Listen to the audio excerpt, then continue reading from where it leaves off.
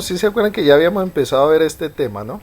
Pero entonces, acá voy a hacer un pequeño resumen rápido, ¿sí? Bueno, aquí empezamos con esta imagen. Esta imagen es una de las más representativas, ¿no? Que muestra a una mujer, pues, que ha quedado en la calle con sus tres hijos debido a la crisis económica. Esta foto fue tomada por la revista Time, ¿sí? Y se convirtió en una de las portadas, pues, más dicientes de esta crisis, ¿no? Bueno, la Gran Depresión, como ya decía, fue una crisis económica global, ¿sí? Es decir, mundial, afectó a todo el mundo, que se inició en octubre de 1929 y se prolongó prácticamente toda la década de los 30, ¿sí? Y tuvo más fuerza hacia el 34. Bueno, si ven esa imagen que tenemos ahí, ese es el famoso Wall Street. Bueno, Wall Street, que es una calle que está en Nueva York, es donde queda la bolsa de valores de los Estados Unidos, es decir, el lugar donde se compran y venden todas las empresas estadounidenses y algunas empresas también extranjeras, ¿no? Entonces, ¿qué pasó? Esta es una imagen de cuando cae la bolsa, ¿sí? Se da el gran crack y pues toda la gente sale a las calles porque no podía creer lo que de un momento a otro, como les decía yo, sus acciones que valían miles de dólares ya no valían nada, ¿sí? Bueno, y aquí entonces tenemos un glosario que también lo hemos visto, también voy a pasarlo pues más rápido, ¿sí? Entonces, el 24 de octubre se conoció como el Jueves Negro, que fue cuando cae la bolsa de valores de Nueva York, ¿sí? Esto también se dio a causa de las fluctuaciones, es decir, el precio de las acciones y el precio del dinero subía y bajaba, pues especialmente pues lo que pasó fue que bajó vertiginosamente, perdón.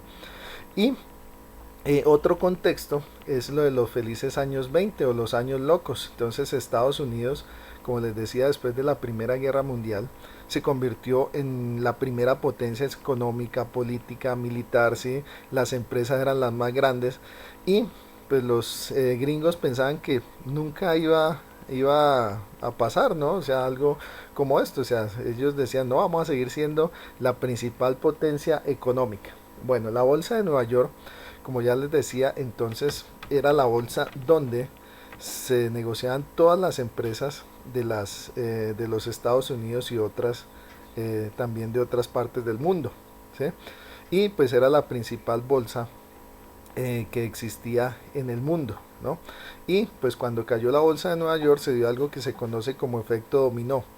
Por ejemplo, si alguna vez ustedes han puesto un caminito de dominós, ustedes saben que uno deja caer un dominó y automáticamente todos los demás empiezan a caer, es decir, cuando cae uno, caen todos. Y pues, pues pasando ya como anécdota, pues hay gente que hasta se dedica a hacer figuras con ese dominó, ¿no? Entonces cuando caen hacen figuritas. Pero entonces eso fue lo que pasó, o sea, cuando cayó la bolsa de valores de Nueva York, cayeron las otras bolsas de valores del mundo.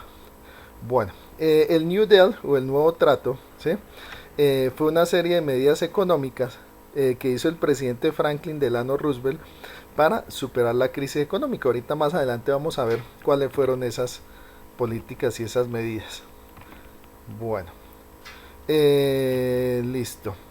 Entonces aquí vemos dos imágenes, una que es de un banco, la que tenemos en la parte inferior izquierda. ¿Qué pasó? Pues cuando la bolsa quebró, ¿sí? Cuando mucha gente quedó sin trabajo, pues quiso la gente pues sacar sus ahorritos, es decir, lo poco que le quedaba en el banco, ¿sí? ¿Qué pasó? Que los bancos quedaron ilíquidos, ¿sí? ¿Qué pasa? O sea, cuando se habla de liquidez es cuando yo no tengo dinero en efectivo, ¿sí? Entonces, ¿qué pasó? Como todo mundo se fue a sacar su platica, ¿sí? Para proteger lo poco que tenía, pues los bancos automáticamente se quedaron sin dinero. Bueno, y en la parte derecha vemos una acción de la época, es decir, eso fue lo que causó también la crisis, que la mayoría de gente, las empresas y aún los mismos bancos, pues empezaron a comprar acciones porque era la forma de hacerse más rico, bueno, o de hacerse rico más rápidamente, más bien. ¿sí? Entonces aquí vemos también dos de las consecuencias, o sea, la compra de acciones, ¿sí? La gente ya no tenía dinero en efectivo, sino tenía acciones, y como las acciones ya no tenían nada, no valían nada, perdón, pues ya la gente no tenía dinero. También entonces los bancos, que también tenían poco efectivo, ¿sí? Porque todo también lo tenían en inversiones, pues igualmente cuando la gente sacó su platica, pues igualmente quedaron ilíquidos. Bueno, aquí vamos a ver entonces también por qué se causa la crisis, ¿sí? Entonces, lo que digamos demuestra la riqueza de un país es la cantidad de importaciones y exportaciones que tiene, ¿sí? Es decir, la cantidad de productos que vende hacia el exterior y la cantidad de productos que compra de otros países. Entonces, por ejemplo, las importaciones descendieron de 4.400 millones, ¿sí? En 1929 a 1.500 millones en 1932, es decir, se redujeron menos de un 50%, ¿sí? También las exportaciones, ¿sí? De 5.400 millones a 2.100 millones, es decir, también las exportaciones cayeron más de un 50%. Entonces, cuando un país pues ya no exporta lo suficiente, pues también entra en crisis. Por ejemplo, uno de los principales indicadores de la riqueza, por ejemplo, de Colombia es precisamente las exportaciones, es decir, cuánto exportamos, cuánto vendemos, ¿sí? Por ejemplo, donde se redujeran las exportaciones de café, de petróleo, de carbón, de gas, etcétera, etcétera, pues, por ejemplo, nuestro país también entraría en una crisis y eso fue lo que pasó, que Estados Unidos, que era el vendedor del mundo y el comprador del mundo, dejó de venderle al mundo y de comprarle al mundo. Eso generó entonces una crisis económica generalizada. Bueno, las consecuencias, obviamente, ¿sí? Lo otro fue el pánico, ¿sí? O sea, el pánico de la gente. Entonces la gente, como ya veíamos en la anterior, pues lo que hizo fue sacar la poquita plata que tenía, ¿sí? Entonces todo el mundo sacó el efectivo y de un momento a otro entonces los bancos quedaron ilíquidos, es decir, quedaron sin efectivo, ¿sí? También pues se creó una burbuja económica, es decir, la gente empezaba a invertir era en acciones y no invertía, digamos, en dinero o en riqueza real. Entonces, cuando cayeron las acciones, cayó entonces también la economía. Aquí vemos una foto, ¿sí? De una serie de personas afroamericanas, ¿sí? Que están sin trabajo. Entonces aquí vemos cómo la crisis afectó, ¿no? Y no solamente a los negros, a los afroamericanos, sino a todos los sectores. Aún mucha gente que era súper rica terminó quedando pues en la calle. Bueno, las consecuencias económicas. Aquí vemos pues otra imagen donde vemos que mucha gente está yendo como loca a sacar sus ahorros de los bancos, ¿sí? Entonces los bancos quebraron, ¿sí? Quebraron. ¿Por qué? Porque primero ya la gente no pudo pagar los créditos, ¿sí? Segundo, porque quedaron ilíquidos, es decir, quedaron sin efectivo. Y tercero, también porque uno diría, no, pues los bancos se adueñaron de las fábricas, o sea, embargaron todo, pero igualmente los bancos no tenían quien les comprara eso, entonces igualmente por eso quebraron. También el consumo descendió, entonces por decir algo, si una familia estadounidense promedio consumía digamos $200 al mes, ahora consumía solo $20, entonces como ya la gente no consumía, eso también hizo de que los precios descendieran por la famosa ley de la oferta y la demanda. Voy a poner un ejemplo clarito. Ustedes si han visto en las noticias que algunas veces los lecheros botan la leche, ¿sí? Que uno dice, uy, pero ¿por qué botan la leche? Pues ¿por qué? Porque resulta que cuando hay sobreproducción de leche, es decir, cuando hay mucha oferta y poca demanda, pues los precios de la leche se bajan. Entonces, ¿qué pasa? Que los productores empiezan a vender a pérdida. Entonces, por ejemplo, los lecheros dicen, no, pero es que a mí un litro de leche me cuesta producirlo 1.500 pesos y me lo están comprando, perdón, a 1.200. Entonces ellos están vendiendo a pérdida. Eso pasó también con la mayoría de empresas estadounidenses, que como ya la gente no consumía, los precios se bajaron y ya no lograban, eh, eh, ¿cómo se dice? O sea, obtener los costos de producción. O sea, se vendía mucho más barato de lo que costaba producir. Bueno, aquí vemos otra imagen que es muy diciente, que yo les hablaba también de lo de la crisis, ¿sí? Que vemos a una mujer, ¿sí? Ahí en la parte derecha vemos una mujer que en inglés el letrero dice 4 niños para la venta, ¿sí? Y ¿por qué? Resulta que se llegó a un nivel de desesperación tan grande, ¿sí? Tan grande que muchas personas, muchas mujeres, pues con tal de que sus hijos comieran, pues algunas los ofrecían, ¿sí? Entonces ahí vemos también pues esta foto que también logró un premio, como pues llegó tanto la desesperación que muchas mujeres pues con tal de que comieran sus hijos eran capaces de venderlos, ¿no? Entonces, lógicamente, de consecuencias sociales, pues aumentó la pobreza, aumentó el hambre y aumentó la indigencia, ¿sí? O sea, los estadounidenses que hasta ese momento eran los más ricos y no sabían lo que era una crisis económica, debieron enfrentarse a todas estas cosas. También aumentó el desempleo y lógicamente pues cuando aumenta el desempleo pues también aumenta la inseguridad y la criminalidad. No sé si ustedes alguna vez hayan oído hablar de Al Capone, ¿sí? Al Capone es uno de los capos, ¿sí?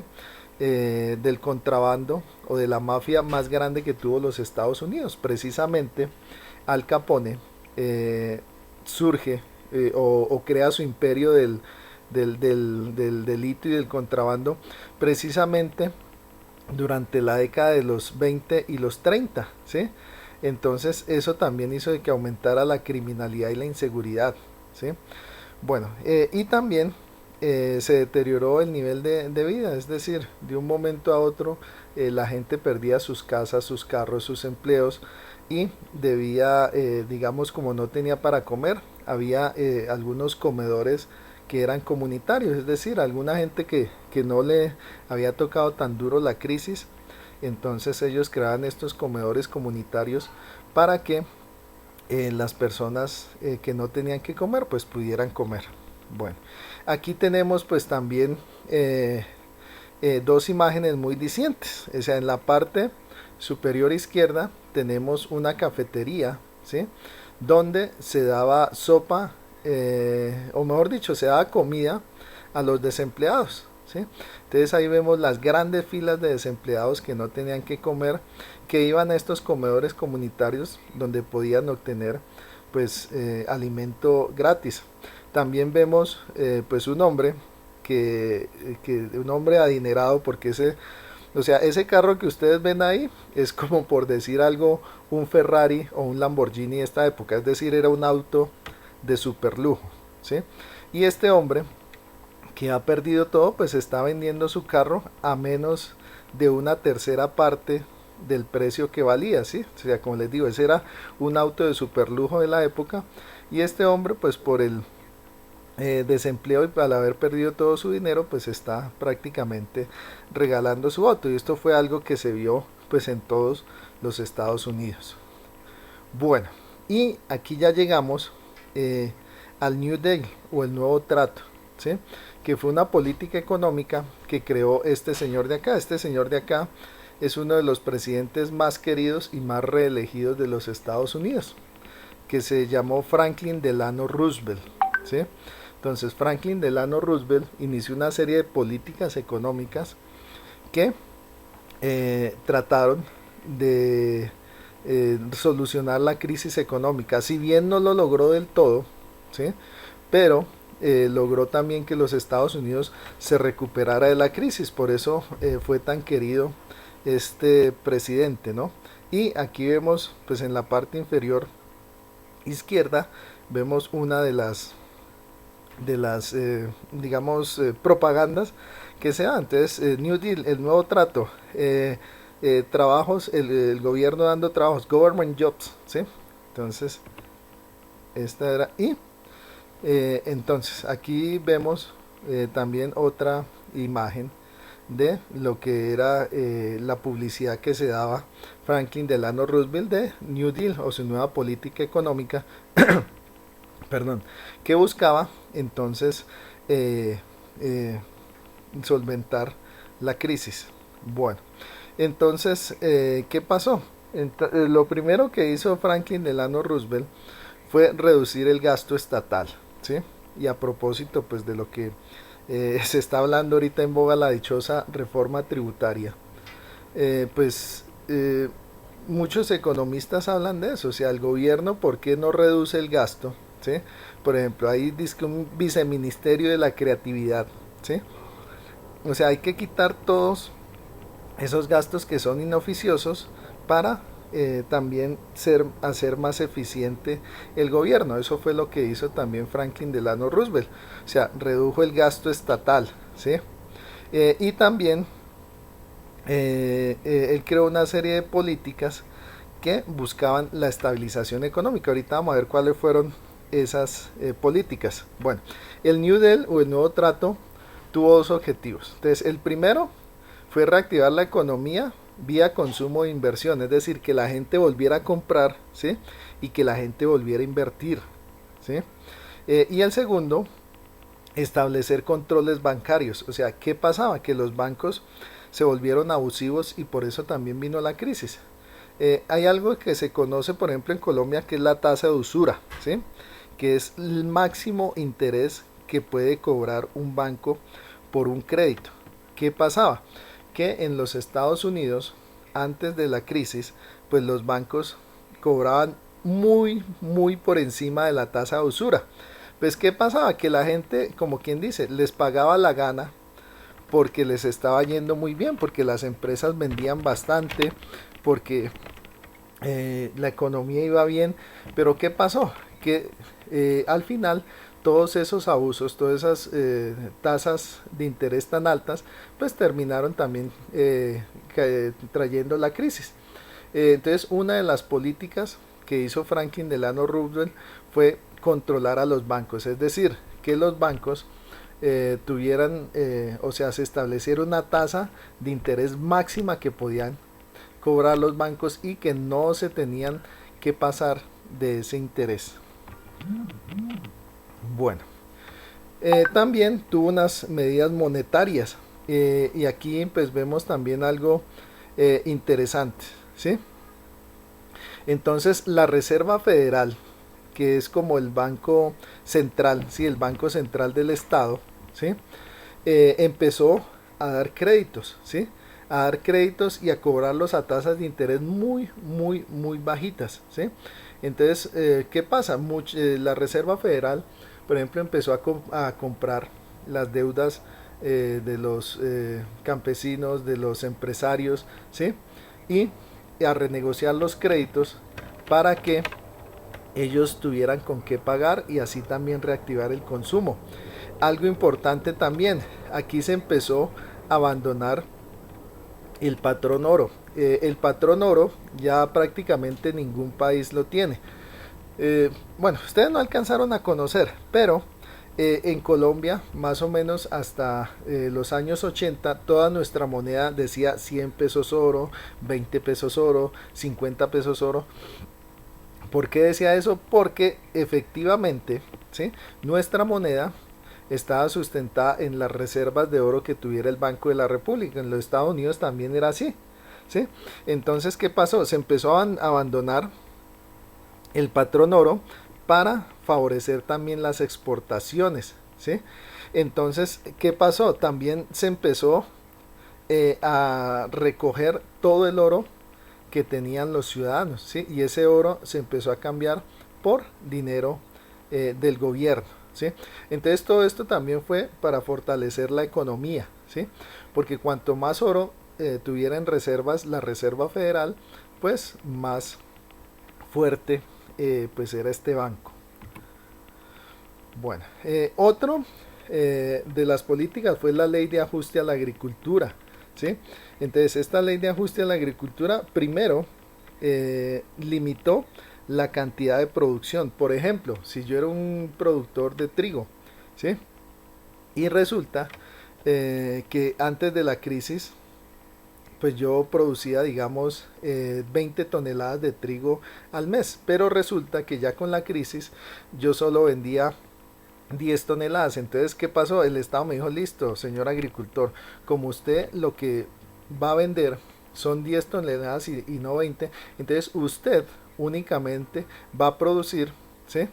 10 toneladas. Entonces, ¿qué pasaba con las otras 10 toneladas extra? Pues el Estado, ¿sí? Pagaba para que yo quemara esa, digamos, cosecha extra. Lo mismo que les ponía yo el ejemplo con la leche, ¿sí? Entonces se quemaba esas cosechas extra, ¿sí? Para que no hubiera sobreproducción y los precios no bajaran. Entonces esa fue otra de las políticas que hizo Franklin Delano Roosevelt, es decir, disminuir la producción, ¿sí? Para aumentar los precios. Bueno, otra de las políticas fue la Autoridad del Valle de Tennessee, que fue una serie de políticas de infraestructura, ¿sí? Entonces, ¿qué pasó? El Estado empezó a construir y a mejorar la infraestructura del país. ¿Por qué? Porque como lógicamente las empresas no podían darle empleo a todas las personas desempleadas, pues, perdón, entonces el gobierno creó una serie de obras de infraestructura, ¿sí? Para poder, digamos, emplear a toda esta gente que estaba desempleada, ¿no? También entonces disminuyó los impuestos, ¿sí? Disminuyó los impuestos para que también entonces las empresas tuvieran también, digamos, menos gastos. Bueno, y también creó esta ley, la ley de recuperación industrial.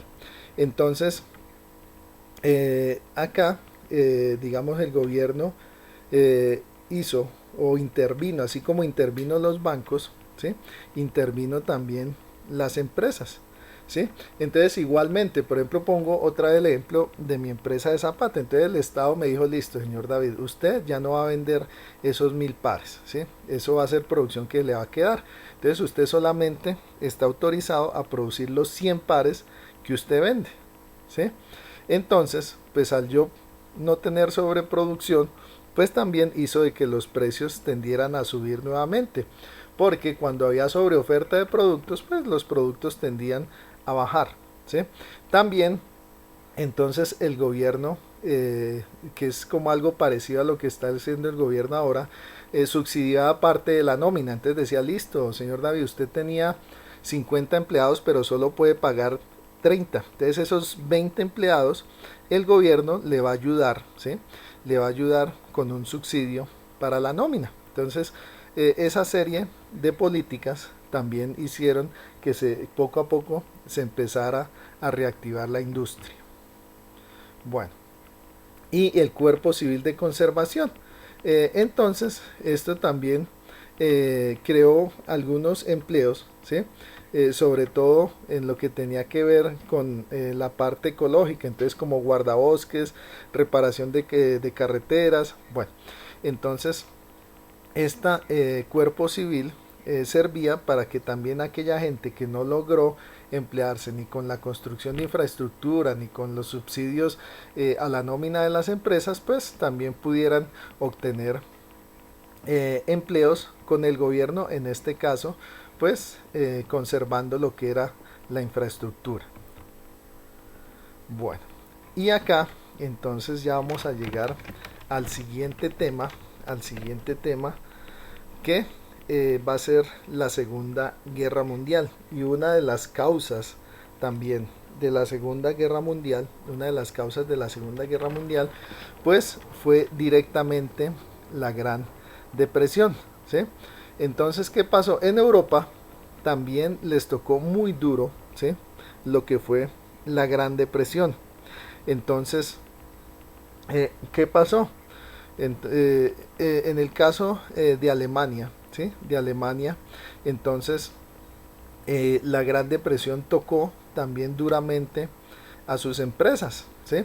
Y también Alemania le echaba la culpa también pues a las otras naciones y a los Estados Unidos también por la crisis económica que estaba sufriendo. Y también se llegó a una devaluación también grande del marco alemán, ¿sí? Entonces, también eh, eh, en los Estados Unidos, ¿sí? En los Estados Unidos también la Segunda Guerra Mundial también sirvió para recuperar la economía, así como lo fue también la Primera Guerra Mundial. Igualmente por las mismas razones, ¿sí? Por las mismas razones que la Primera Guerra Mundial.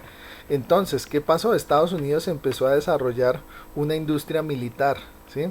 Entonces, todas esas industrias empezaron entonces a producir aviones, barcos, municiones, bueno, etcétera, etcétera.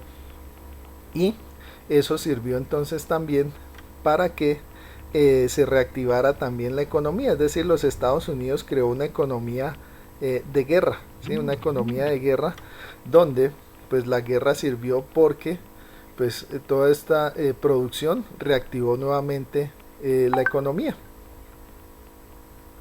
Bueno, y también entonces eso sirvió también para emplear a muchas más personas. Entonces, como lo dice acá, más de 12 millones de hombres y mujeres, ¿sí? Empezaron a trabajar en la economía de guerra, ¿sí? Algo importante también, pues en los Estados Unidos la mujer empezó otra vez a ingresar al mercado laboral. ¿Por qué? Porque como los hombres estaban en la guerra, entonces eran las mujeres las que reemplazaban a los hombres como mano de obra, en, perdón, como mano de obra en las industrias. Igualmente, pues esto sirvió para que la mujer más adelante obtuviera más derechos, ¿sí? Porque hasta esa época pues no era bien visto que la mujer trabajaba, o sea, prácticamente la mujer debía estar en su casa, pero con la Segunda Guerra Mundial, entonces la mujer empieza a ingresar al mercado laboral, ¿sí? Y la mujer logra tener cierta independencia económica y también la mujer poco a poco va ganando derechos como el derecho al voto, el derecho a la propiedad y muchos otros derechos también que alcanza más adelante. Bueno, acá entonces muchachos damos o doy por terminado